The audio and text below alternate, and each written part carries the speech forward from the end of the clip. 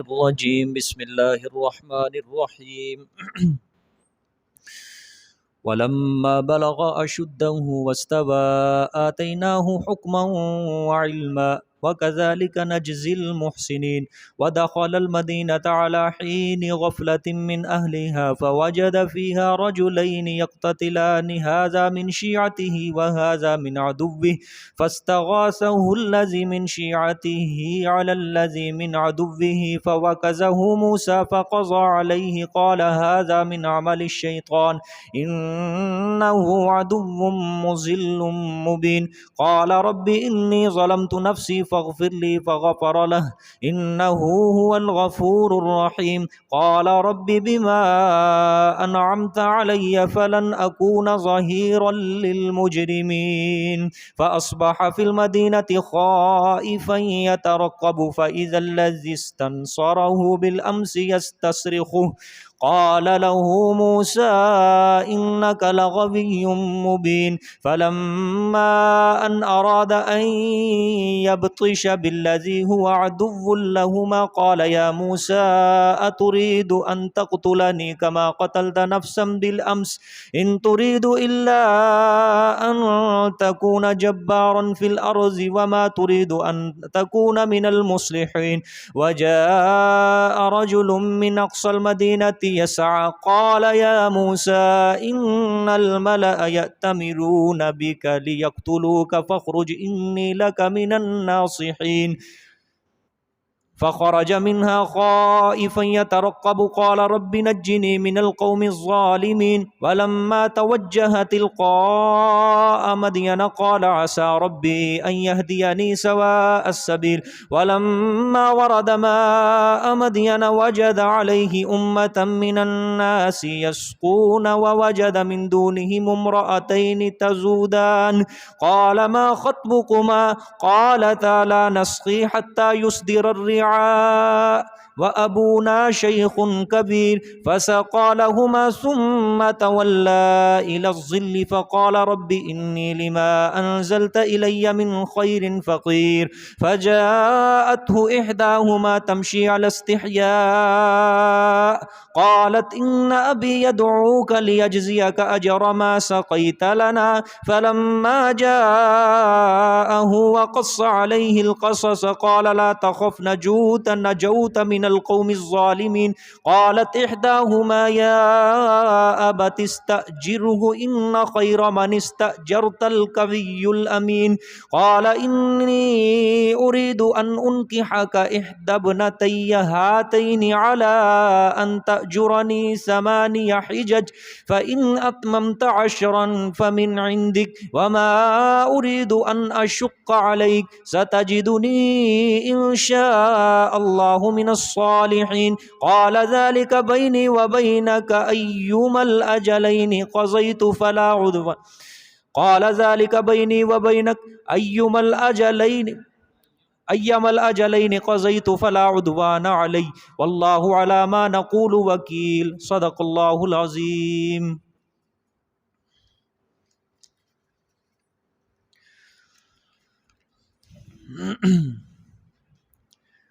گزشتہ سبق میں اللہ پاک نے حضرت موسیٰ علیہ السلام کے بچپن کے حالات، ان کی ولادت کا قصہ ذکر خیر فرمایا، اور 2 وعدے اللہ پاک نے حضرت موسیٰ علیہ السلام کی والدہ محترمہ کو دیے۔ ایک وعدہ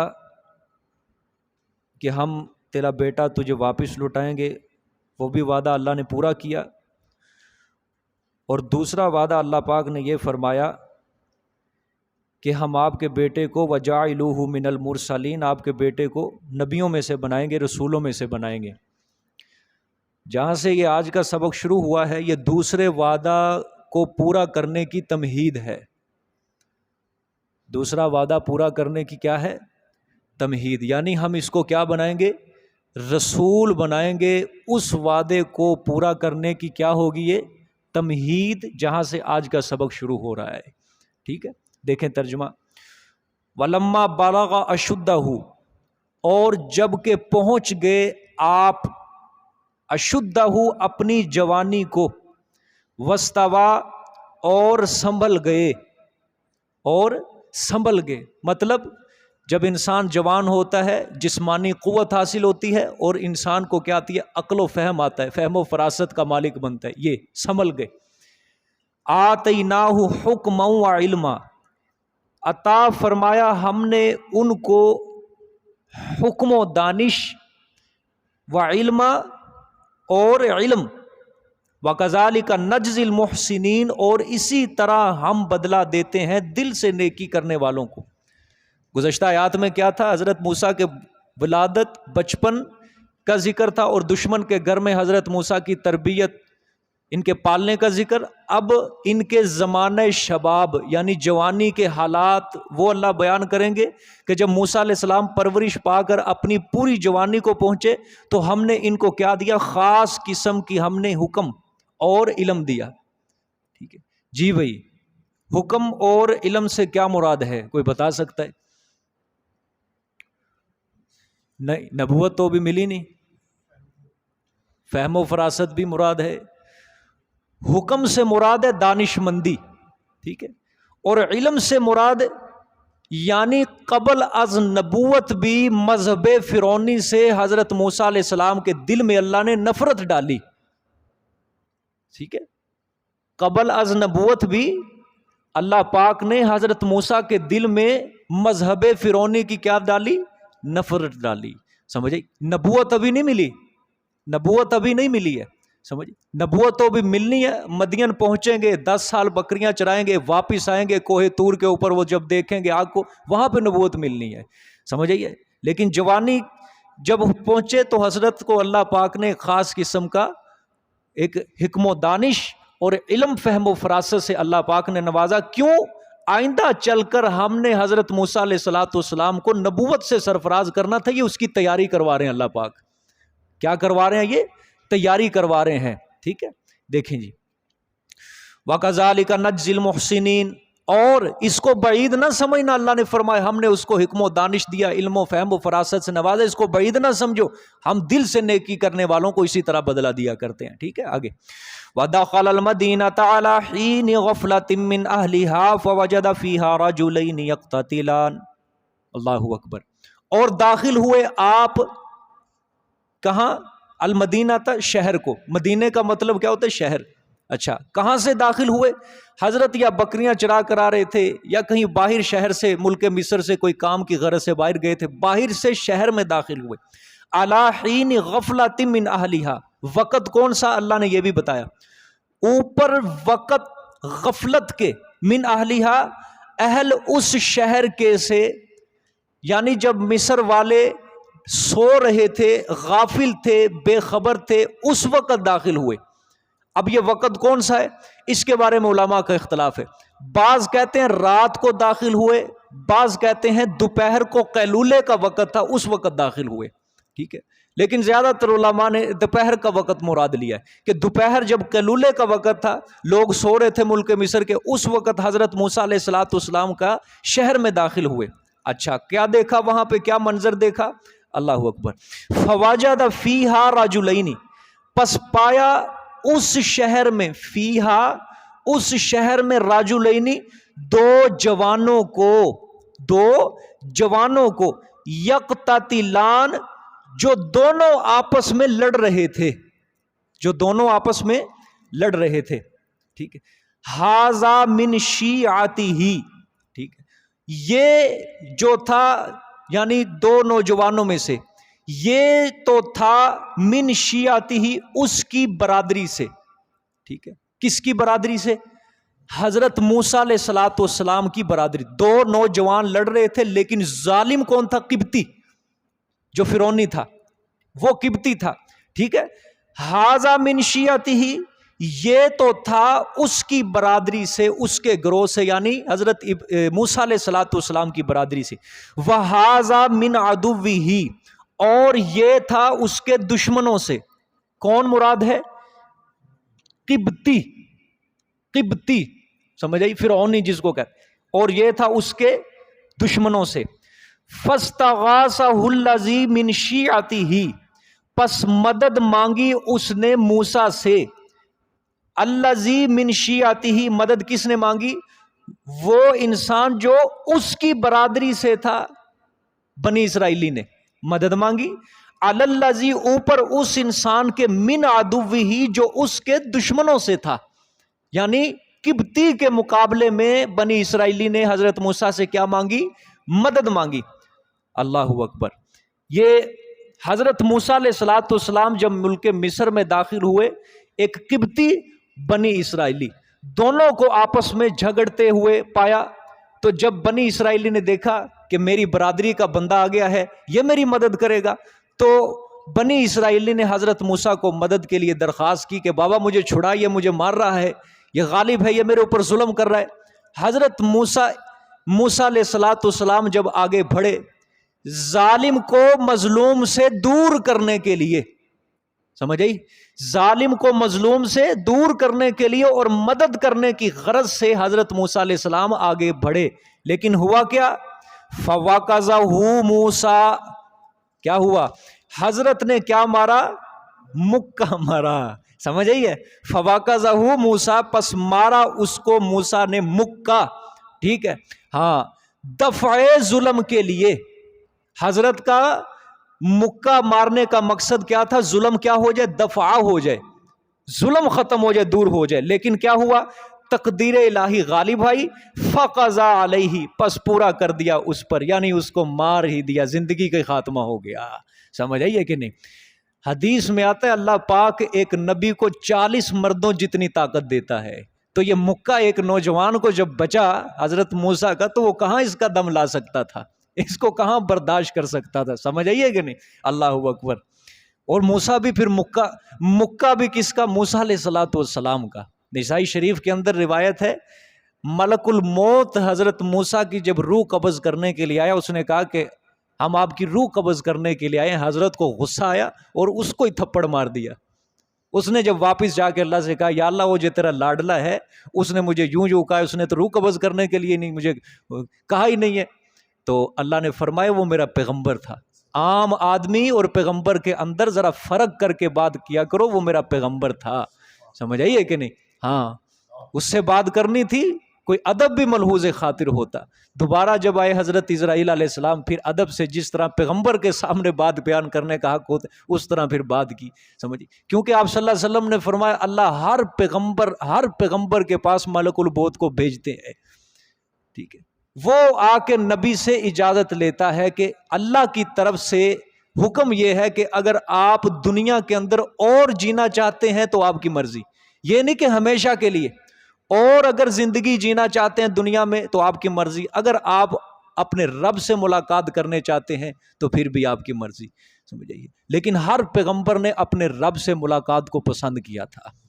آپ صلی اللہ علیہ وسلم کے پاس بھی آئے تھے، ٹھیک ہے، کہ یا رسول اللہ نے حکم دیا ہے، تو آپ صلی اللہ علیہ وسلم نے بھی یہی فرمایا، خطبے کے اندر بیان فرمایا کہ میرے پاس آیا تھا فرشتہ، آپ صلی اللہ علیہ وسلم نے، اب میں نے اپنے رفیق اعلیٰ کے ساتھ ملنے کے لیے کیا کر لیا؟ ارادہ کر لیا۔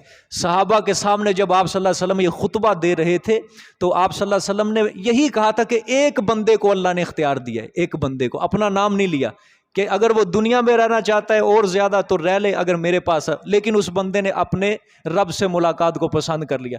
صحابہ سمجھ رہے پتہ نہیں آپ صلی اللہ علیہ وسلم کسی اور بندے کی بات کر رہے ہیں، لیکن رازدار نبوت اندر ہی بیٹھا تھا، وہ سمجھ گیا اس سے مراد خود آمینہ کا لال ہے۔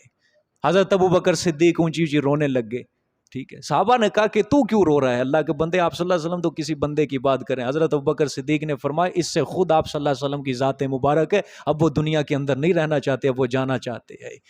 سمجھ آئیے کہ نہیں؟ اللہ اکبر۔ خیر دیکھیں جی، فَوَقَضَا مُوسَىٰ فَقَضَا عَلَيْهِ، پس مکہ مارا اس کو موسیٰ نے، فَقَضَا عَلَيْهِ، تو پس پورا کر دیا اس پر، یعنی زندگی کا کیا کر دیا؟ خاتمہ کر دیا۔ تو جب دیکھا کہ میرے مکے سے یہ مر گیا، قَالَ هَذَا مِنْ عَمَلِ الشَّيْطَانِ، حضرت نے فرمایا بے شک، ہاں فرمایا یہ عمل ہے شیطان سے، یہ تو مجھ سے شیطان نے کام کروا دیا۔ اِنَّهُ عَدُوٌّ مُضِلٌّ مُبِينٌ، بے شک وہ دشمن ہے، غلطی میں ڈالنے والا ہے صاف، انسان کو شیطان غلطی کے اندر کیا کرنے والا ہے؟ ڈالنے والا ہے، کہ ہر وقت شیطان اس طاق کے اندر رہتا ہے کہ میں انسان سے کوئی نہ کوئی غلطی کرواتا رہوں، کوئی نہ کوئی سے گناہ کرواتا رہوں۔ تو حضرت نے فرمایا یہ جو ہے یہ کس عمل سے ہے؟ یہ شیطان کے عمل سے، اس ظالم نے مجھ سے کیا کروا دیا؟ کام کروا دی۔ حضرت موسیٰ علیہ السلام نے اس کو مکہ جو مارا، قتل کے ارادے سے نہیں مارا تھا، بغرض تنبیہ مارا تھا، ظلم کو دفع کرنے کے لیے، ظلم کو دور کرنے کے لیے۔ لیکن تقدیر الہی کیا آ گئی؟ غالب آ گئی، وہ قبطی کیا ہو گیا؟ وہ مر گیا۔ ٹھیک ہے، دیکھیں آگے، قال رب انی ظلمت نفسی فاغفر لی فغفر لہ۔ ہاں، حضرت کو جب پتا چلا کہ یہ کیا ہو گیا، یہ تو مجھ سے بڑا گناہ ہو گیا، فوراً اپنے کیے پر نادم ہوئے، توبہ کی۔ فرمایا اے میرے رب، بے شک میں نے ظلم کیا ہے نفسی، اپنے آپ پر۔ یہ بھی کہ اللہ کے نبی جو ہوتے ہیں ابتدا سے لے کر اخیر تک، سمجھنا بات، ابتدا سے لے کر اخیر تک خلاف اولا کام، یعنی جو کام بہتر ہوتا ہے اگر اس کے خلاف بھی ہو جائے، ٹھیک ہے، ترک افضل پر اگر افضل چیز بھی ان سے چھوٹ جائے، وہ اللہ کے نبی سمجھتے ہیں ہم سے بہت بڑا یہ گناہ ہو گیا ہے۔ حضرت موسیٰ کا چونکہ ارادہ قتل کا نہیں تھا، غلطی سے ہو گیا، حضرت نے سمجھا یہ تو مجھ سے بہت بڑا یہ گناہ ہو چکا ہے، اس لیے حضرت نادم ہوئے، فرمایا اے میرے رب، میں نے اپنی جان پر کیا کیا ہے؟ ظلم کیا ہے، فاغفر لی، پس بخش دے تو مجھے، فغفر لہ، اللہ نے دعا قبول کی، پس بخش دیا واسطے اس کو۔ اللہ نے حضرت کو کیا کیا؟ یہ گناہ کیا کر دیا؟ بخش دیا، معاف کر دی۔ انہ هو الغفور الرحیم، بے شک وہ وہی بخشنے والا مہربان ہے، اللہ ہی مہربانی کرنے والا ہے۔ ٹھیک ہے، قال رب بما انعمت علی فلن اکون ظہیرا للمجرمین۔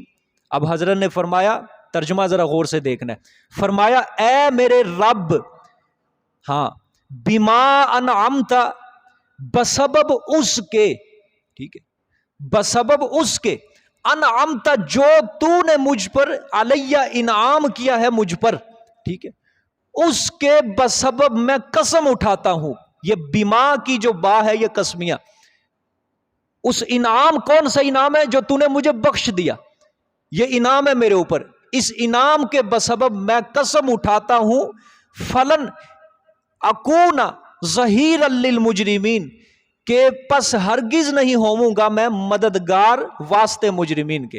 یا اللہ آئندہ میں کسی مجرم کی میں مدد نہیں کروں گا۔ ٹھیک ہے، کیا مطلب؟ مدد تو آپ نے بنی اسرائیلی کی تھی، تو وہ تو مجرم نہیں تھا، مجرم تو کون تھا؟ قبطی تھا۔ تو حضرت نے یہ کیوں کہا کہ یا اللہ میں مجرم کی میں کبھی بھی مدد نہیں کروں گا؟ اس کا مطلب یہ ہے کہ یا اللہ ایسے کام کے اندر میں مدد نہیں کروں گا جو گناہ کا سبب بن جائے۔ بات سمجھ میں آ رہی ہے؟ ایسے گناہ میں کسی کی مدد نہیں کروں گا جو کسی گناہ کا کیا بن جائے؟ سبب بن جائے۔ جس طرح میں نے اس بنی اسرائیلی کی مدد کی اور قتل کون ہو گیا؟ قبطی ہو گیا قتل۔ یا اللہ آئندہ میں ایسے کسی کی مدد نہیں کروں گا۔ سمجھ آ گیا کہ نہیں؟ ہاں، یہاں سے سبق حاصل کرو، گناہ کے اوپر کسی کی مدد نہیں کرنی۔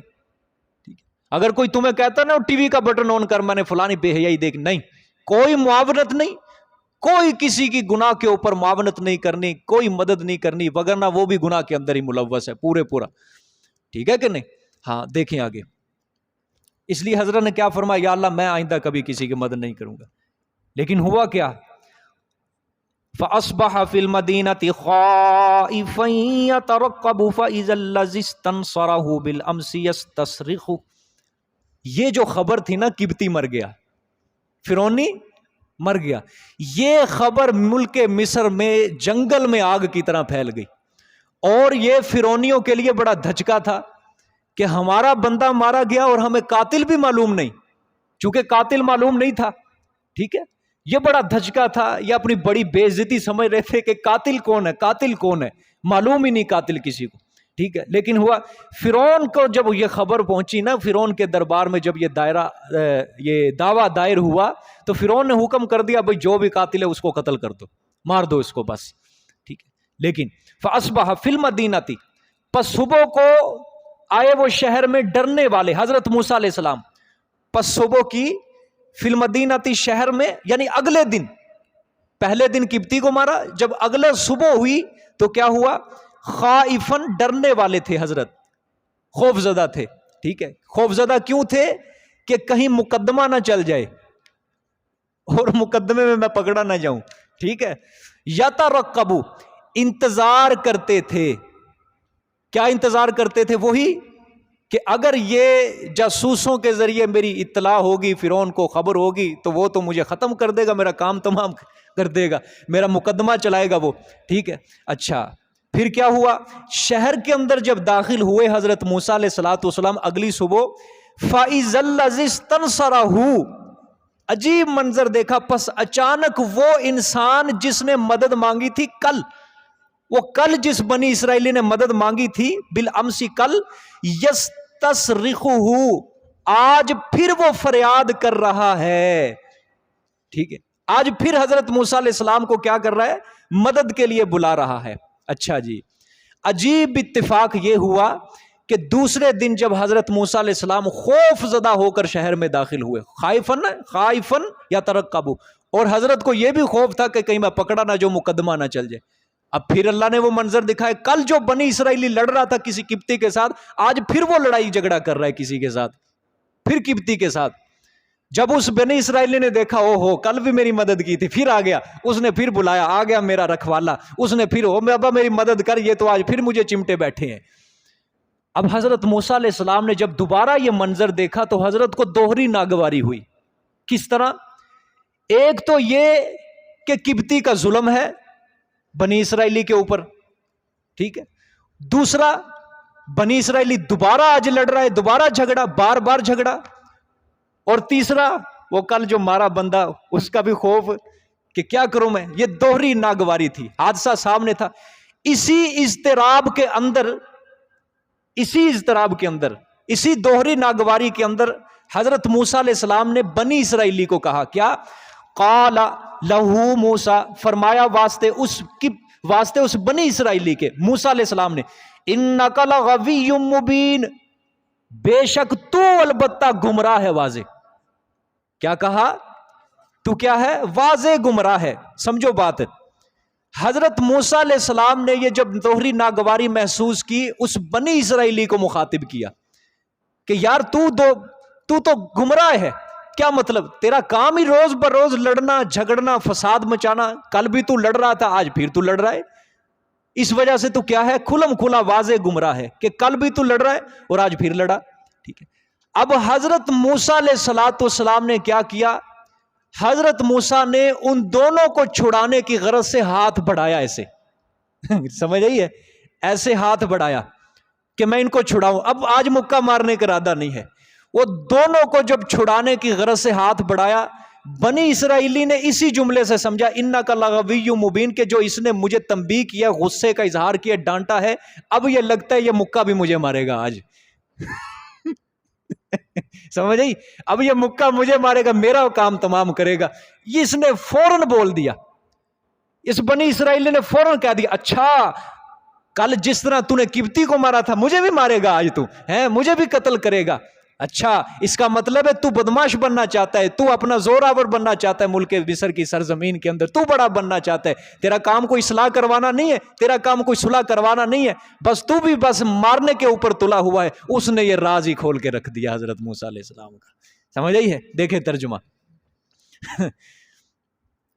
فَلَمَّا أَنْ أَرَادَ أَنْ يَبْطِشَ بِالَّذِي هُوَ عَدُوٌّ لَهُمَا، پس جب کہ ارادہ فرمایا حضرت نے یہ کہ ہاتھ ڈالیں، وہ ان یبتشا، ہاتھ ڈالیں، مکہ مارنے کا نہیں، ہاتھ ڈالیں مطلب ان کو چھڑانے کا. بالذی ہوا عدو لہما، کہ اس پر جو دشمن ہے ان دونوں کا. کن دونوں کا؟ حضرت موسیٰ علیہ السلام اور اس بنی اسرائیلی کا. وہ قبطی دشمن تھے نا بنی اسرائیلیوں کے، وہ ہیچ سمجھتے تھے. حضرت نے چھڑانے کی غرض سے ہاتھ بڑھایا تھا، بنی اسرائیلی نے سمجھ لیا کہیں اس نے جو مجھے ڈانٹا ہے یہ مکہ بھی یہ مجھے ہی مارے گا اب. ٹھیک ہے، وہ فوراً بول اٹھا بنی اسرائیل. قال یا موسیٰ، فرمایا اے موسیٰ، اچھا اترید، کیا تو ارادہ کرتا ہے، ان تقتلنی، یہ کہ مجھے بھی قتل کرے، کما قتلت نفسا بالامس، جیسا کہ تو نے قتل کیا ایک جان کو کل، جس طرح تو نے کل ایک جان کو قتل کیا، آج تو مجھے بھی قتل کرنا چاہتا ہے. اچھا جو ہی بنی اسرائیلی کی زبان سے یہ بات نکلی نا، یہ وہ قبطی نے سن لی یہ بات، کیونکہ قاتل معلوم نہیں تھا جو کل قبطی مرا تھا، وہ آج جو قبطی نے جو بات سنی بنی اسرائیل، اس نے سمجھا اچھا یہ موسیٰ قاتل ہے، گیا فوراً فرعون کے دربار میں بھاگ کے ساری بات بیان کر دی، بابا جو کل آپ کی برادری کا بندہ مارا گیا ہے وہ اصل قاتل جو ہے وہ آپ کی گود کے اندر ہی پلا ہوا ہے، وہ موسیٰ ہے، سمجھ آئی ہے؟ ہاں، ان ترید الا ان تکون جبارا فی الارض، ہاں، نہیں ارادہ کرتا تو مگر یہ کہ ہوئے تو زبردستی کرنے والا زمین میں، ٹھیک ہے، جبارا فی الارض، زبردستی کرنے والا زمین میں، ملک مصر میں، یہ موسیٰ علیہ السلام کو ہی کہہ رہا ہے وہ بنی اسرائیلی، وما ترید ان تکون من المصلحین، اور نہیں تو ارادہ کرتا یہ کہ تو ہوئے من المسلمین، ملاپ کرانے والوں سے، اصلاح کرانے والوں سے، ٹھیک ہے، یعنی تیرا ارادہ یہی ہے کہ تو زمین کے اندر زوراور بن کر رہے، اصلاح کرانا، صلح کرانا تیرا کوئی مقصد نہیں ہے۔ اس نے یہ راز فاش کر دیا حضرت موسیٰ علیہ السلام۔ ایک اور بات یاد رکھو، یہ معاشرے کے تحت بات کرنا، جو بندہ اکھڑ مزاج ہو نا، لڑاکا، اس کی مدد نہ کیا کرو بار بار، بندہ خود ہی پھنس جاتا ہے۔ یہ بنی اسرائیلی کو جب حضرت نے دیکھا کل بھی لڑا، اس کی مدد کی، اسی کی وجہ سے حضرت کیا ہو گئے، پھنس گئے۔ کل جب پھر مدد کر رہے ہیں اس نے راز ہی فاش کر دیا۔ جو لڑاکا قسم جو محلے کے اندر مشہور ہے نا، کبھی کسی کے ساتھ پنگا ڈال کے بیٹھا، کبھی کسی کے ساتھ لڑائی کر رہا ہے، کبھی اس کی مدد ایک بار کر دو، زیادہ بھلائی کرنے کی کسی کو ضرورت نہیں ہے، خود ہی مارے جاؤ گے۔ سمجھ آئیے کہ نہیں؟ خود ہی پھنس جاؤ گے۔ اللہ اکبر۔ تو جب اس نے یہ راز فاش کیا تو حضرت تو پھنس گئے بہت بری طرح، ٹھیک ہے، اللہ اکبر۔ اب دیکھیں، وَجَاءَ رَجُلٌ مِّنْ أَقْصَى الْمَدِينَةِ يَسْعَىٰ قَالَ يَا مُوسَىٰ إِنَّ الْمَلَأَ يَأْتَمِرُونَ بِكَ لِيَقْتُلُوكَ فَاخْرُجْ إِنِّي لَكَ مِنَ النَّاصِحِينَ۔ جب فرعون یہ مشورہ کر رہا تھا اپنے سرداروں سے کہ کیا کیا جائے قاتل، سب نے کہا کہ بس بھی قتل کر دو، اس کو ختم کر دو، قصہ ہی تمام کر دو۔ حضرت موسیٰ علیہ السلام کا ایک خیر خواہ تھا، فرعون کے دربار میں رہتا تھا، وہ خیر خواہ تھا، وہ دوڑتا ہوا آیا حضرت موسیٰ کے پاس۔ اس کا نام قرآن نے تو ذکر نہیں کیا، مورخین کہتے ہیں یا اس کا نام تھا شمعون یا اس کا نام تھا حزقیل، دونوں میں سے ایک نام تھا، خیر جو بھی، وہ خیر خواہ تھا، وہ آیا فوراً حضرت موسیٰ کو آگاہ کیا کہ بابا تیرے متعلق مشورہ یہی ہوا ہے کہ تجھے قتل کر دیا جائے، اسی لیے میں محبانہ مشورہ تجھے دے رہا ہوں کہ تو یہاں سرزمین مصر سے نکل جا، کہیں اور ہجرت کر لے، کہیں اور نکل جا، یہاں نہ، اب تیرے لیے یہاں پہ رہنا خطرے کی بات ہے، لہٰذا میں تیرا خیر خواہ ہوں، میں نصیحت کر رہا ہوں، اس ملک کو تو کیا کر دے، چھوڑ دے۔ دیکھیں جی، وَجَاءَ رَجُلٌ مِّنْ أَقْصَى الْمَدِينَةِ يَسْعَىٰ، اور آیا ایک جوان شہر کے کنارے سے، یسعیٰ دوڑتا ہوا، کنارے مطلب جو فرعونی تھے نا، اس نے پولیس چھوڑی ہوئی تھی کہ پکڑو موسیٰ کو، اب وہ شہر کے اندر پھر رہے تھے، یہ آیا باہر سے ہو کے تنگ گلیوں سے ہوتا ہوتا حضرت موسیٰ کے پاس پہنچ گیا دوڑتا ہوا۔ قال یا موسیٰ، اس بندے نے کہا اے موسیٰ، ان الملأ، بے شک سردار، یأتمرون بک، مشورہ کر رہے ہیں تیرے متعلق، بکا، تیرے متعلق، لیقتلوک، تاکہ وہ قتل کرے تجھے، فخرج، پس نکل جا تم اس شہر سے، انی لک، بے شک میں واسطے تیرے، من الناصحین، خیر خواہوں سے ہوں۔ یہ بھی ایک اللہ کی مدد ہوتی ہے، جب انسان پھنسا ہوتا ہے کوئی نہ کوئی خیر خواہ انسان کے پاس سمجھانے والا آ جاتا ہے، سمجھئے، یہ بھی اللہ کی مدد ہوتی ہے۔ ہائے ہائے، فخرج منہا خائفا یترقب، پس نکل پڑے آپ اس شہر سے، خائفاً، ڈرتے ہوئے، ٹھیک ہے، یترقب، انتظار کرتے تھے۔ جب حضرت موسیٰ علیہ السلام اس بندے کی خبر کو سنا حضرت نے، اب حضرت نے بس وہاں پہ جدھر کھڑے تھے ادھر ہی نکل پڑے، جدھر کو منہ تھا ادھر ہی نکل پڑے۔ سمجھو بات، حضرت موسیٰ علیہ السلام کا کوئی ارادہ نہیں تھا میں مدین کی طرف جاتا ہوں، نہیں، ان کو کوئی، بس جدھر منہ تھا ادھر کی طرف کیا ہو پڑے، چل پڑے، ٹھیک ہے۔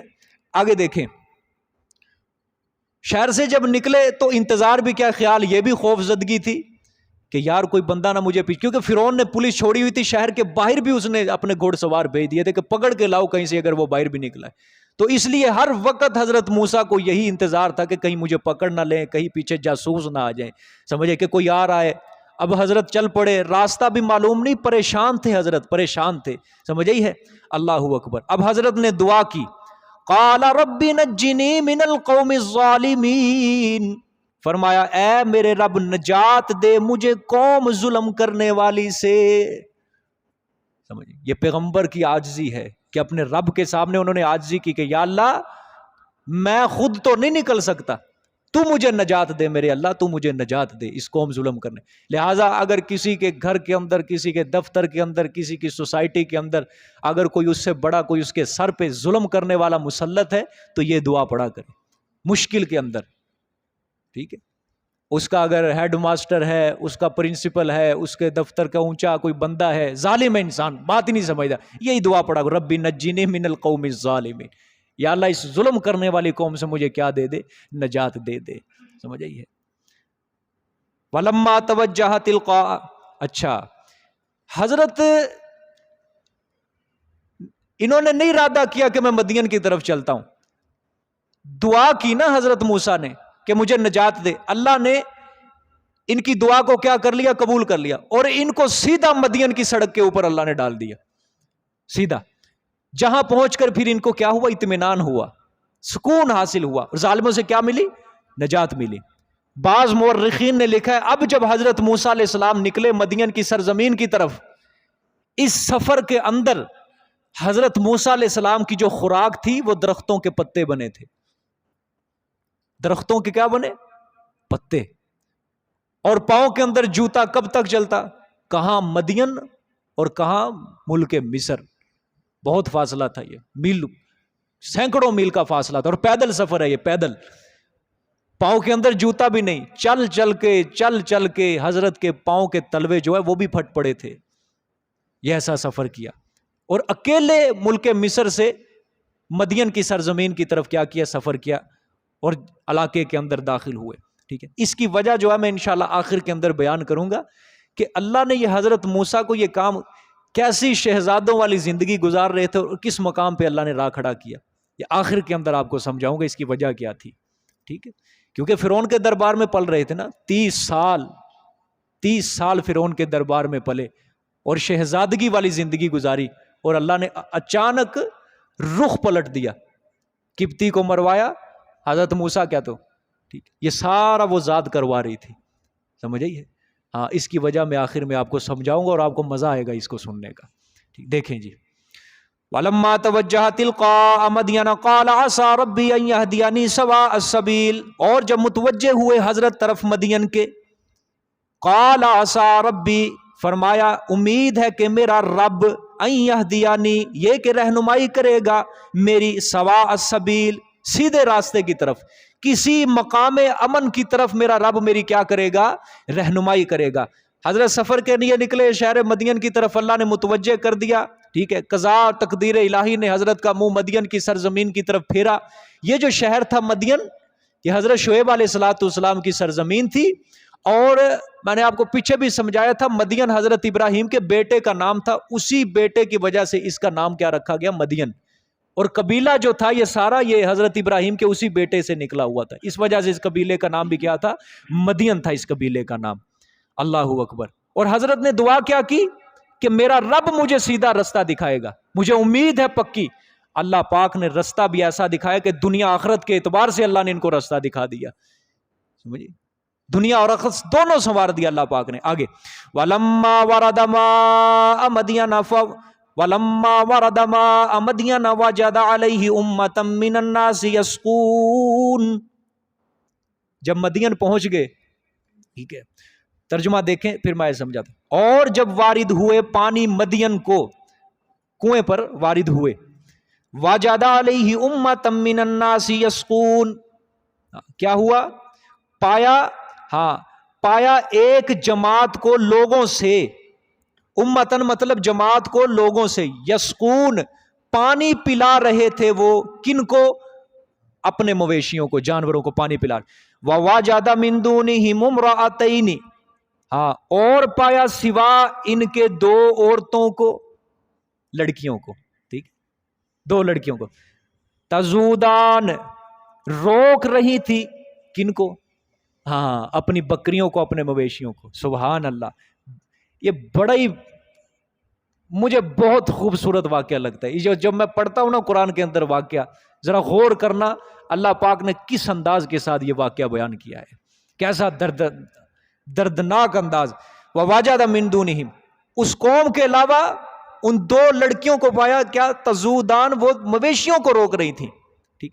قَالَ مَا خَطْبُكُمَا، حضرت نے فرمایا کیا حال ہے تم دونوں کا، تم دونوں کا کیا حال ہے.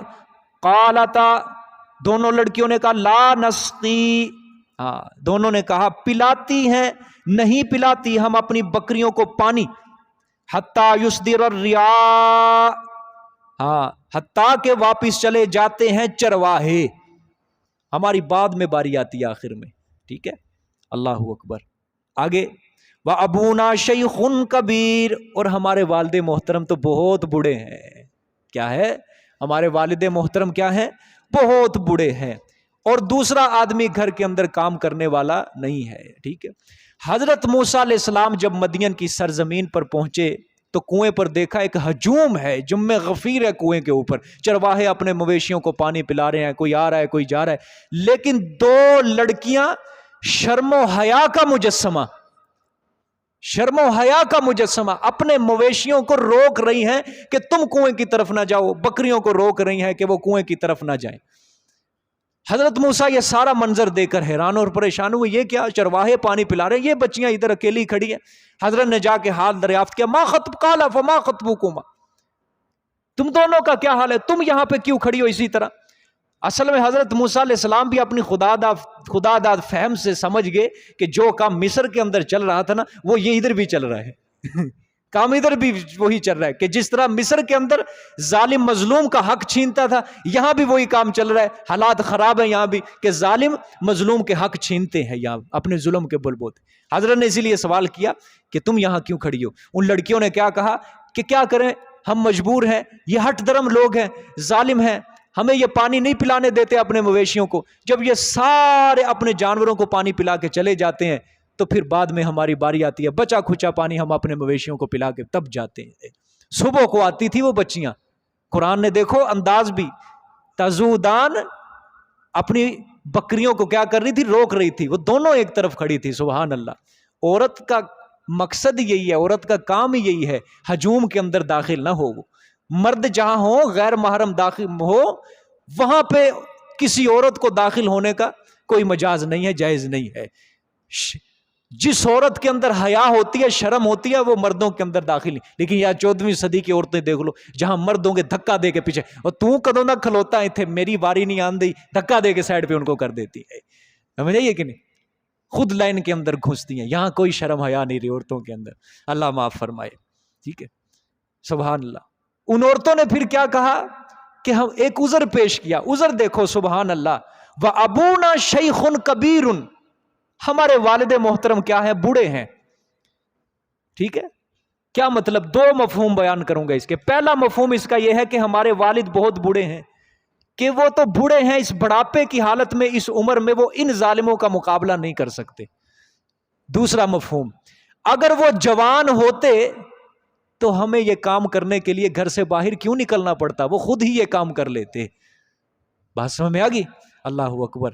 تو ہم چار دیواری کے اندر عزت اور وقار کے ساتھ رہتی.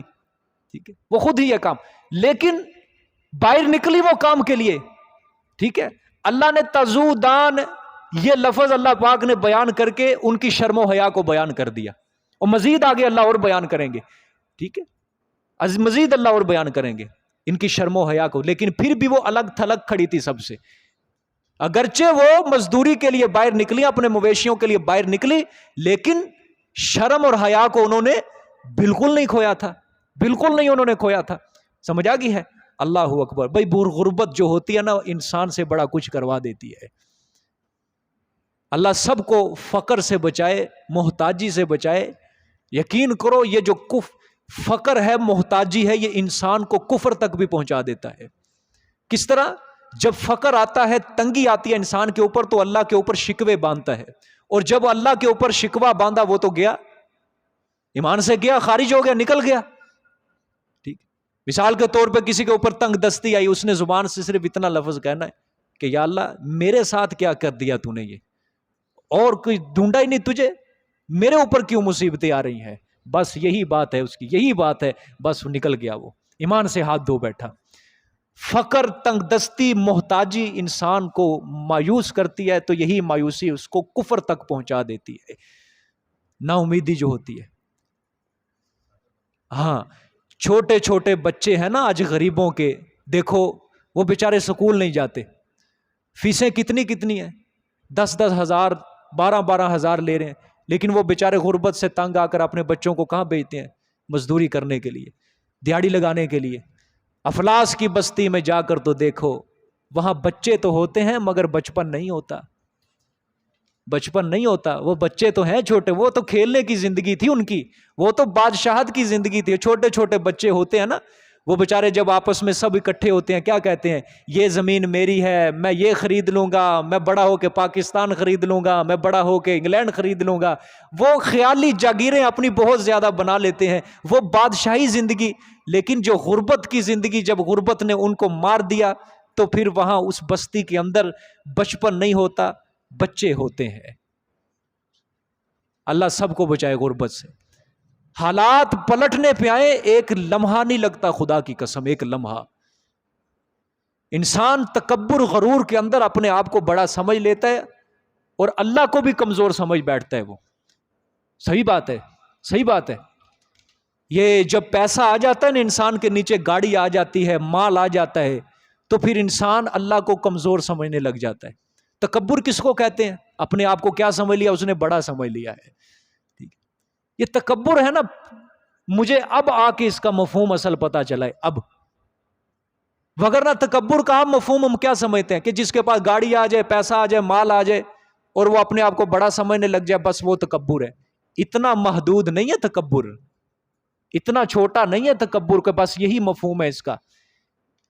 یقین کرو، اصل تکبر ہے ہی تب شروع ہو جاتا ہے جب انسان اللہ کے حکم کو چھوڑ دیتا ہے، تکبر ہی شروع۔ بس اللہ کے حکم کو نہ ماننا تکبر ہے، بس خلاصہ کلام سنا رہا ہوں تمہیں۔ شیطان نے اللہ کے حکم کی نافرمانی کی، کیا تھا؟ اللہ نے فرمایا تکبر کیا، اس نے تکبر کیا۔ بس اسی کا نام تکبر ہے کہ انسان نیکی کو اپنے لیے حقیر سمجھے، تکبر ہے۔ ان الذین یستکبرون عن عبادتی، بے شک وہ لوگ جو میری عبادت سے تکبر کرتے ہیں، گریز کرتے ہیں، سیدخلون جہنم داخرین، ذلیل کر کے اوندا منہ میں جہنم میں داخل کروں گا ان کو۔ انسان کو جب نیکی کا حکم دے، نیکی کی دعوت دیں، آپ نماز کا حکم دو، روزے کا حکم دو، زکوٰۃ کا حکم، کوئی نیکی کا، جب وہ روح گردانی کرے، منہ پھیرے، سمجھو وہ تکبر کی بیماری میں مبتلا ہے۔ بلا مبالغہ میں بات کرنے لگا ہوں، بلا مبالغہ، بلا مبالغہ۔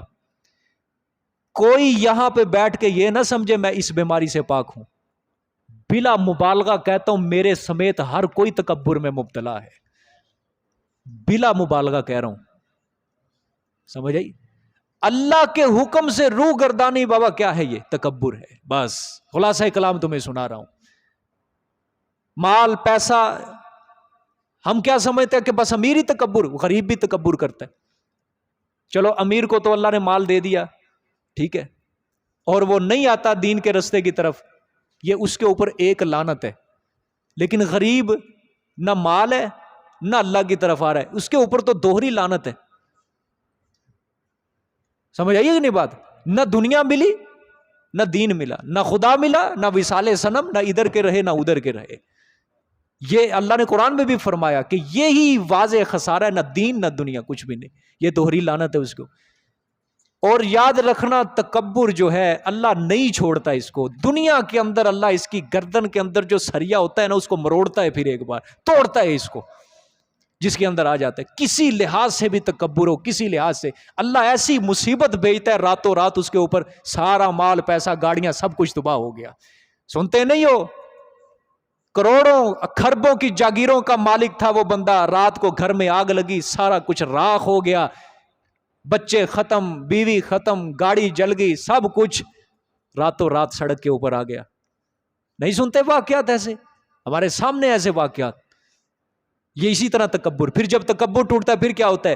مسجد کی طرف بھاگتا ہے، سجدے بھی لمبے، رکوع بھی لمبے، قیام بھی لمبے، قرآن پاک پڑھتا ہے، قرآن سمجھتا ہے، سب کچھ کرتا ہے. کیا اللہ نے اسی طرح تکبر توڑا ہے اس کا؟ ہر بندہ آج تکبر کی بیماری میں مبتلا. اللہ کو تواضع پسند ہے، تکبر اللہ کو سجتا ہے. یہ اللہ کی چادر ہے یہ کبریائی، یہ تکبر صرف اللہ کو سجتا ہے. سمجھ آئی ہے؟ ہاں، تواضع ہم کو سجتی ہے، ہم جھکنا سیکھ جائیں، بس ہم جھکنا سیکھ جائیں. سمجھے؟ دیکھیں جی، اللہ اکبر. انہوں نے کیا کہا؟ ہمارے والد محترم کیا ہیں؟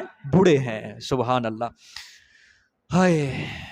فَسَقَى لَهُمَا ثُمَّ تَوَلَّى إِلَى الظِّلِّ. حضرت کو غصہ آیا ان لوگوں کے اوپر جو کنویں پہ کھڑے تھے، 2 بچیوں کے اوپر ظلم کر رہے ہیں.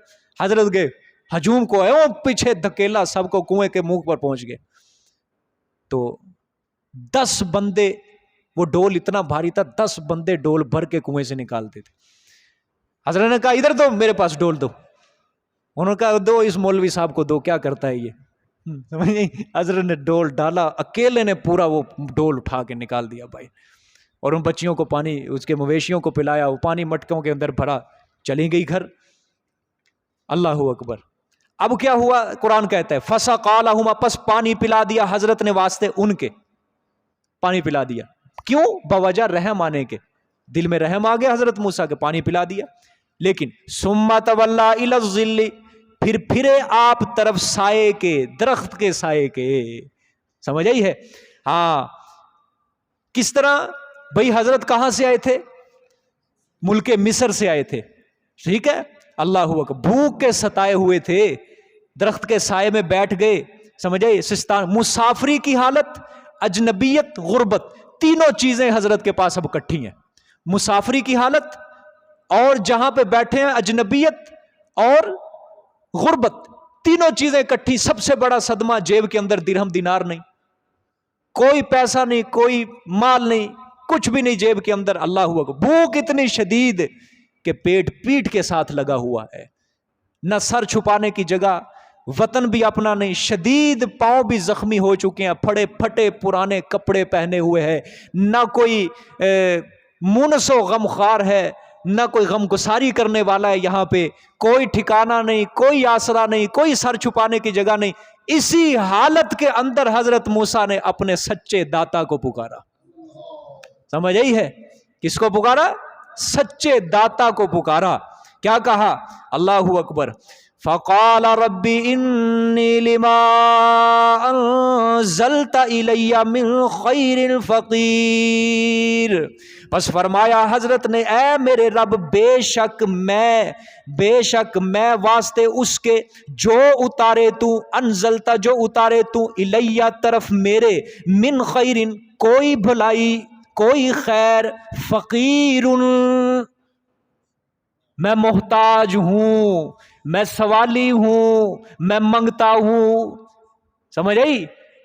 فقیر کا معنی مجھے بیان کرنے کی کوئی ضرورت نہیں کہ فقیر کا معنی لینے والا نہیں ہوتا بلکہ عطا کرنے والا ہوتا ہے. ہاں جی، کیا ہوتا ہے فقیر کا معنی؟ ہاں، فقیر کا معنی جھولیاں بھرنے والا نہیں ہوتا بلکہ فقیر کا معنی جھولیاں پھیلانے والا. فقیر کا معنی دینے والا نہیں ہوتا، فقیر کا معنی لینے والا ہوتا ہے. ہاں، سمجھ آئیے کہ نہیں؟ فقیر، فقیر کا معنی داتا نہیں، گنج بخش نہیں. سمجھ؟ فقیر کا معنی منگتا، سوالی. سمجھ آئی ہے؟ ہاں، محتاج. اب جب وہ دونوں لڑکیاں گھر پہنچ گئی نا، خلاف معمول، خلاف عادت، وہ دونوں لڑکیاں گھر پہنچی. پہلے تو وہ بیچاری صبح کو آتی تھی، شام کو جاتی تھی، آخر میں باری. اب وہ صبح ہی صبح پہنچ گئی. والد نے دیکھا آج میری بچیاں خلاف معمول پہلے ہی صبح آ گئی. والد نے دریافت کیا، بیٹا کیا ہوا، آج صبح جلدی آ گئی، کیا ہو چکا؟ بیٹیوں نے سارا قصہ سنایا. ابا جان اس طرح گئی تھی، ایک جوان آیا، اس نے پانی پلایا، یوں سارا قصہ.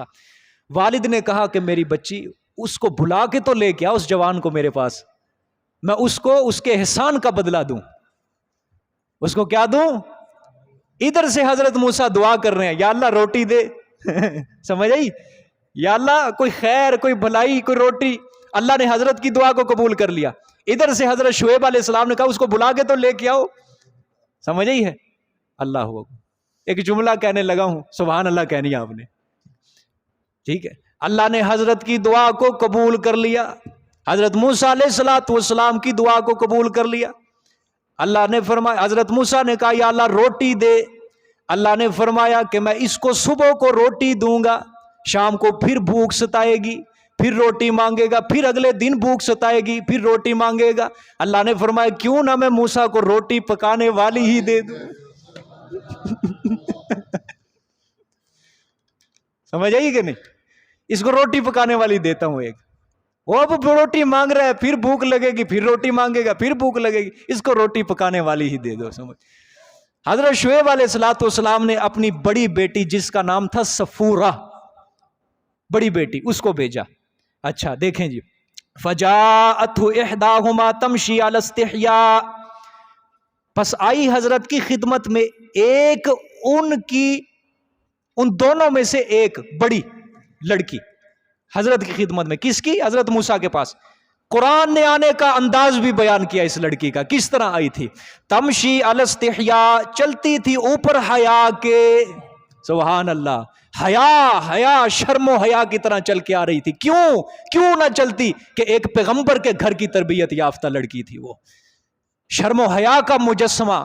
ہمارے شیخ القرآن مولانا غلام اللہ خان صاحب اسی کا معنی کیا کرتے تمشی علی استحیاء، کہ وہ لڑکی اس طرح آ رہی تھی جس طرح اس کے رستے پہ کسی نے حیا کی سڑک بچھا دی ہو اور حیا کے ساتھ وہ لڑکی اس کے اوپر چل کے آ رہی ہو.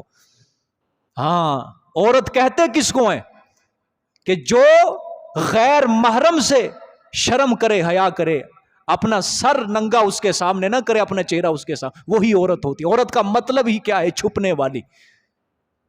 مگر جو عورت مرد کے شانہ بشانہ کھڑی ہے، گفتگو کر رہی ہے، ٹھیک ہے، اسی کے سامنے منہ پھاڑ کے اس کے سامنے باتیں کر رہی ہے، رقص کر رہی ہے، مجلسوں میں ناچ گانا ڈانس ہے، یہ عورت کون سی؟ اصل عورت ہوتی ہی وہ ہے جو حیا والی ہے، وہی شرم. سمجھے؟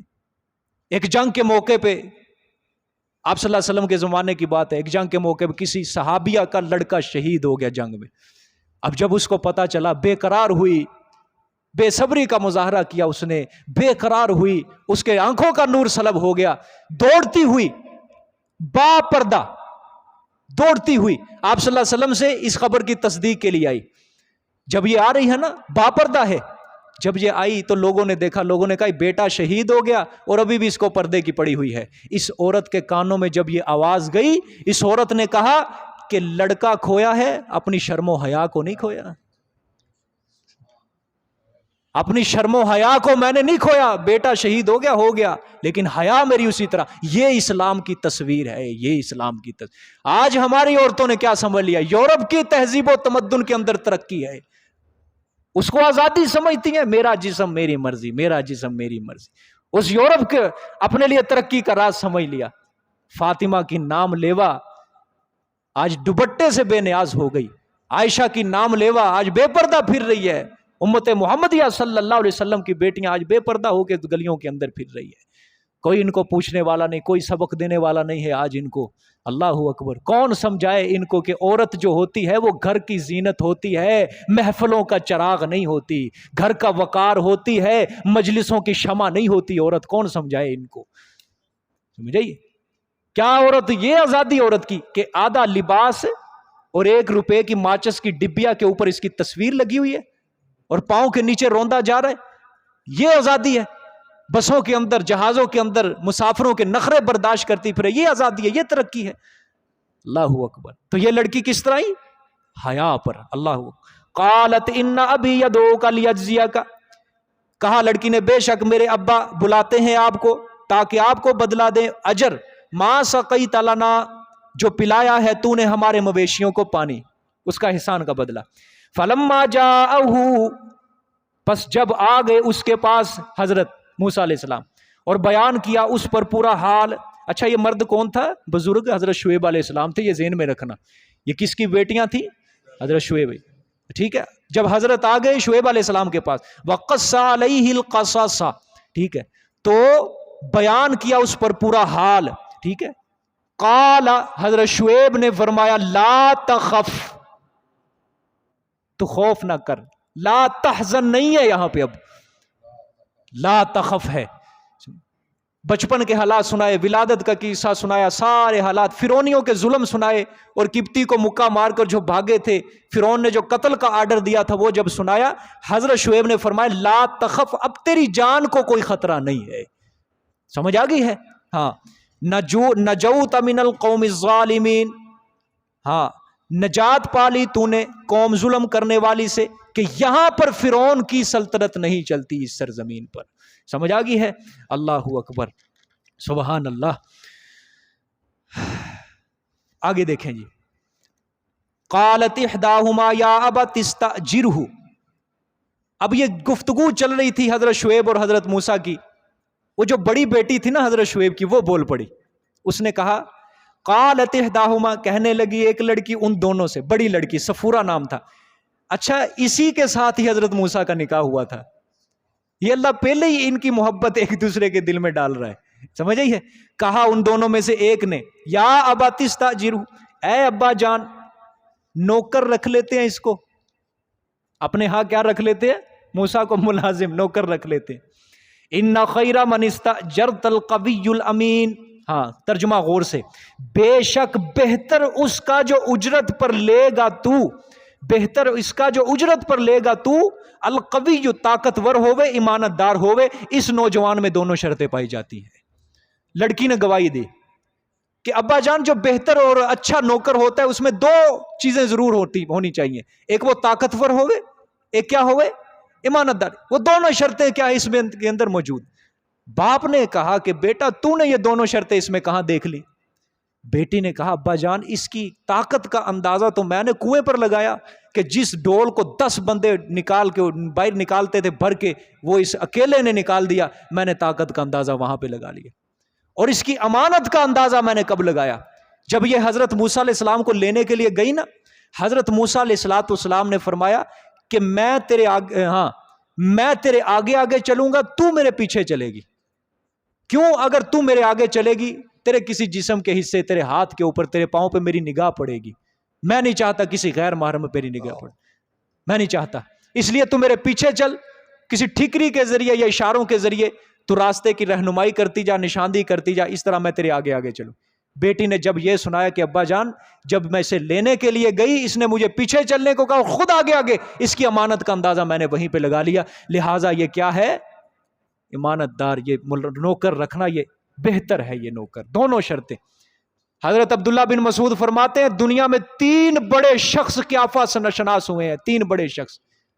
ایک عزیز مصر کہ جس نے یوسف علیہ السلام کو مصر کی منڈی سے خرید کر جب وہ اپنے گھر تک لے کے جا رہا تھا، اس نے حضرت یوسف کو دیکھتے ہی بھانپ لیا، پہچان لیا کہ یہ بڑا ہو کے کوئی عام نہیں، بڑھ کے خاص بندہ بنے گا یہ بڑا ہو کے. اس نے جا کے اپنی بیوی کو کیا کہا، اکرمی مسواہ عصای ینفعنا، اس کو ٹھکانہ دے، ہو سکتا ہے بڑے ہو کر ہمیں نفع دے یہ بچہ. ٹھیک. ایک یہ. دوسرا یہی حضرت کی بیٹی، حضرت شعیب کی بیٹی قیافہ شناس کے، جس نے چند لمحوں میں حضرت موسیٰ کو پہچان لیا یہ مانت دار ہے. تیسرا ابوبکر صدیق رضی اللہ تعالیٰ عنہ. سمجھ آئی ہے؟ کہ جنہوں نے تحریر لکھ دی کہ میرے بعد خلافت صرف عمر کی ہوگی، بس کسی کو لیے مجلس شورا کے اوپر بات نہیں چھوڑی، سیدھا کہہ دیا میرے بعد خلافت کس کی ہے؟ عمر کی ہوگی. بس یہ 3 بڑے شخص دنیا میں قیافہ شناس ہوئے ہیں. ٹھیک ہے، دیکھیں جی آگے. اللہ اکبر. قال انی اريد ان انکحک احدی ابنتی. ہاں حضرت شعیب نے فرمایا بے شک میں ارادہ، حضرت موسیٰ سے بیٹی کی باتیں سن لی. حضرت نے کہا ٹھیک ہے. ہاں فرمایا بے شک میں ارادہ کرتا ہوں، حضرت شعیب نے فرمایا بے شک میں ارادہ کرتا ہوں ان انکحک، یہ کہ میں نکاح کرا دوں. سمجھ آئی ہے؟ سبحان اللہ. نکاح کرا دوں احدی ابنتی ہاتین، ایک بیٹی اپنی کا ان دونوں سے، اپنی دونوں بیٹیوں سے ایک کا تیرے ساتھ کیا کر دوں؟ نکاح. لیکن شرط ہے. ٹھیک ہے، شرط کیا ہے؟ الا ان تاجرنی 8 حجج. شرط اوپر اس شرط کے کہ مزدوری کرے تو میری 8 سال. میرے گھر میں ملازمت کر، بکریاں چرا، گھر کا کام کاج کر، 8 سال۔ ہاں فَإِنْ أَتْمَمْتَ عَشْرًا، پس اگر مکمل کر دے تو 10 سال، فَمِنْ عِنْدِكَ، تو تیری طرف سے کیا ہوگا؟ احسان ہوگا میرے اوپر۔ 8 سال یہ فرض ہے تیرے اوپر، لیکن اگر 2 سال اور کر دے پورے 10 سال، یہ تیری طرف سے 2 سال کیا ہوں گے؟ احسان ہوں گے۔ وَمَا أُرِيدُ أَنْ أَشُقَّ عَلَيْكَ، اور نہیں ارادہ کرتا میں یہ کہ مشقت میں ڈالوں، ٹھیک ہے، نہیں ارادہ کرتا میں یہ کہ مشقت ڈالوں اوپر تیرے، میں نہیں ارادہ کرتا کہ 2 سال تجھے اور زیادہ ضرور قرار دے دوں، 2 سال اوپر کر دے، تیری اپنی مرضی۔